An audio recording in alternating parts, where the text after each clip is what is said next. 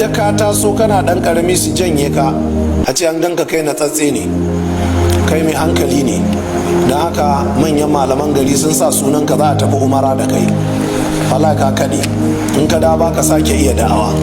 Kar ka sake si maka haka, kar ka sake aka maka wani dan matin birin rago yana kashi a ce maka gashi nan mai girma ciyaman ya tuna da kai. Ƙarya ne, da'awar ka za a cinye a wannan ragon.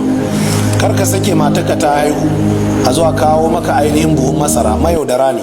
Manzon Allah ne mu ya mana albishir, ya ce ni ba ne muku tsoron talauci, ni tsoro nake dukiya ma za ta yi muku yawa ku koma kuna kashe junanku a kanta.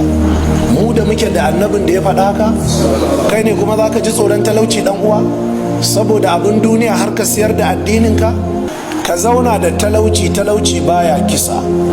Ka ji malamin da ya rubuta wannan littafin saboda talauci bai taba hajji ba, bai taba umara ba,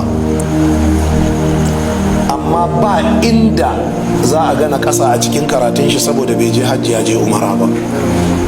Ya rike gaskiya gam. Gashi bayan shekaru 800 da rubuta littafin shi ko fiye da haka jama'a, ga littafin nan ingantaccen littafi, ya zama sharhi akan Bukhari da Muslim, ya zama sharhi akan Abu Dauda da Nasa'i, ya zama sharhi akan Tirmidhi da Ibn Majah, tare da talaucin da yake fama da shi.